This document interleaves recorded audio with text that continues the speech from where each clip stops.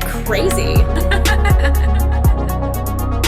Друзья, всех приветствую! Сегодня в этом обзоре рассмотрим новые обновленные динамические наушники от компании CLS стоимостью $32. И приходят эти наушники в очень маленькой по габаритам коробке с довольно приятным оформлением, где на лицевой части здесь изображена Wi-Fi, есть логотип компании, а также указано название этой модели, а именно Wyvern Black Remaster. Ну а здесь уже находится QR-код для проверки оригинальности продукта, а вот сзади уже указаны технические характеристики. И за звук в этих наушниках отвечает новый обновленный динамический драйвер с диафрагмой LCP 2.0 и диаметром 10 мм. Но чувствительность составляет 105 дБ, и они получили сопротивление 32 Ом. Ну а теперь давайте лучше рассмотрим комплектацию этих наушников более подробно. Наушники. Кабель с коннекторами 2 пин и обычным штекером на 3,5 мм джек. А еще вы получаете вот такой вот съемный микрофон, но учитывайте, что при покупке вы можете выбрать кабель сразу без микрофона, если он вам, конечно, не нужен. Инструкция по использованию наушников. Карточка с Wi-Fi. Ветрозащита для микрофона. И один набор силиконовых амбушюр. Наушники довольно небольшие, выполнены полностью из черной смолы с потрясающим оформлением лицевых панелей, вдохновленных лазуритом и малахитом. И согласитесь, выглядят они реально очень красиво. Но здесь у них находится стандартный разъем 2 пин для подключения кабеля, а тут располагаются уже небольшие отверстия для компенсации. А вот здесь еще имеется золотистая надпись CLS. Ну и звуковод у них металлический, имеет диаметр 5 мм, а также получил бортик для более лучшей фиксации амбушюр и был защищен металлической сеточкой с узором.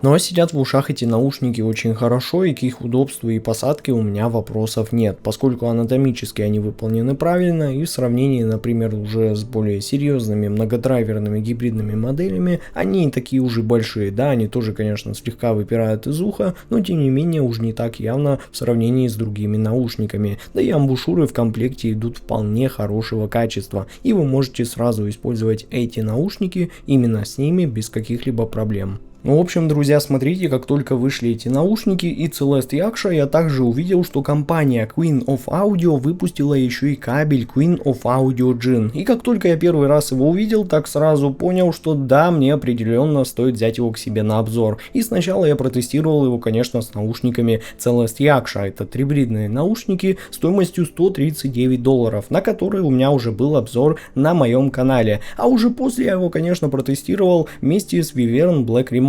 Но это уже сами понимаете, это было так, чисто больше ради интереса, поскольку этот кабель стоит $79, почти как две пары этих наушников. Но вдруг кто-то захочет из вас его приобрести, то почему бы и нет, может даже по скидке где-то сможете его найти. Тем более согласитесь, что уж слишком хорошо он смотрится вместе с этими наушниками. И к тому же он приходит еще в небольшой коробочке с инструкцией и чехлом для переноски, и имеет хлопковую оплетку и хорошо сформированные удобные заушины с коннекторами 2 пин, а его длина составляет 1,2 метра. Но еще он получил модульную систему штекеров, и сюда вы можете поставить как балансный штекер на 4,4 мм джек, так и обычный штекер на 3,5 мм джек. Ну согласитесь, просто красота. И мне этот кабель реально очень понравился, особенно после того, как я уже протестировал его с разными наушниками. И я вам уже не первый раз говорю в своих обзорах, что действительно качественный кабель очень важен для ваших наушников. И при его подключении к наушникам мне сразу почувствовалась та самая связность звучания, когда все звучит цельнее, чуть плавнее, но при этом не теряет в детальности. И с этим кабелем звук как будто начинает дышать. Свободнее, сцена раскрывается шире, инструменты отделяются яснее, и появляется то самое ощущение воздуха и прозрачности, которого порой так не хватает некоторым моделям. И все в целом становится чуть прозрачнее, глубже и еще с лучшим контролем. И что меня особенно порадовало, так это то, что этот кабель не меняет добавляет именно основной характер ваших наушников, а просто где-то дает чуть больше глубины басу и телесности, где-то смягчает какие-то резкие моменты, а где-то просто добавляет немного прозрачности и стабильности звучанию, там где этого как раз очень даже и не хватало. И в итоге после всех тестов у меня не осталось сомнений, что этот кабель действительно влияет на подачу, и делает это он очень тонко и красиво, и с ним тебе просто хочется брать и слушать музыку дальше, и ты просто ловишь тот самый комфортный сбалансированный звук, который легко удерживает твое внимание. В общем, если вы сейчас искали реально хороший, модульный и самое главное удобный в использовании кабель, то я смело рекомендую вам Queen of Audio Jin к покупке. Ну а приобрести наушники Celeste Wyvern Black Remaster вы сможете прямо сейчас в официальном магазине компании Kinera на AliExpress, либо на их официальном сайте kineraaudio.com. Ну а все необходимые ссылки на покупку этих наушников, как всегда, будут в описании к этому обзору. Ну а вот так выглядит график частотной характеристики динамических наушников Celeste Wyvern Black Remaster. Эти наушники имеют усиление низких частот на 8 дБ с довольно ранним переходом к области нижней середины, а основной акцент в области верхней середины здесь приходится ровно на 3 кГц, и он очень четко соответствует цели Harman 2019. Ну а далее, как вы можете заметить, вновь четко следуя Harman таргету, высокие частоты здесь заметно так ослабляются и слегка уводят характер этой модели в темную подачу. То есть да, это точно не яркие наушники. И как вы, наверное, уже догадались, да, эти наушники были четко настроены на кривую Harman 2019. И конечно же, это очень хорошая тема для дискуссии, поскольку кто-то относится к ней хорошо, а кто-то не очень. И вот тут уже на самом деле это все дело вкуса. Поэтому давайте лучше обсудим звучание этих наушников более подробно. Низкие частоты в наушниках Celeste Wyvern Black Remaster — это пример выверенного и аккуратного подхода без малейшей попытки произвести впечатление грубой бассетной силой. И здесь точно нету ни тяжелого давления, ни избыточного панча, ни раздутой телесности. Наоборот, эти низкие частоты словно существуют не для того, чтобы качать, а чтобы точно передавать всю ритмическую структуру и глубину музыки. Сабас в этих наушниках слегка акцентирован, но ровно настолько, чтобы дать вам характерное ощущение основательности и глубины в нужные моменты. То есть он не забирает прям все внимание на себя, а как бы мягко прокатывается, создавая такую необходимую подложку, которая добавляет и вес, и пространство. И в электронных треках или на насыщенной какой-то киношной музыке это особенно заметно. Низ уходит глубже, чем кажется на первый взгляд, но делает это очень деликатно, не утопляя под собой все остальное. А вот мид-бас подается с хорошим контролем и умеренным акцентом. Он не выпирает по-прежнему также излишне вперед, но его вполне хватает, чтобы ритм звучал довольно энергично и с нужным телом. Его удар, конечно, ощущается, но без какой-то глухой тяжести, а скорее как такой довольно точечный и собранный панч с достаточной плотностью, чтобы донести вам эмоцию, но не настолько навязчиво, чтобы прям забирать все внимание на себя. Ну атака вполне быстрая и четкая, и без какой-то вялости. А вот затухание очень короткое и без лишнего послезвучия, что делает подачу уже такой более чистой и воздушной, без намека на какой-либо гудеж и мутность. И все это на выходе создает ощущение, будто низкие частоты в этих наушниках не просто есть, а именно что работают на сцену, на детализацию и на общее ощущение сбалансированности. Они не навязываются, не лезут вперед, но каждый раз, когда нужно, ты чувствуешь, что они находятся под контролем, они в теме, и они делают свое дело, и делают это действительно хорошо. Ну а средние частоты в наушниках Wyvern Black Remaster радуют сразу с первых минут. Они теплые, объемные и живые, то есть это точно не та отстраненная и холодная середина, которая просто отыгрывает детали, как уже у более аналитичных и мониторных моделей, а именно насыщенная полнокровная подача, в которой есть и тело, и необходимое настроение. Вокальные партии в этих наушниках звучат очень приятно, особенно мужские, которые передаются прям с весом, глубиной и мягкой округлостью. И при этом женские голоса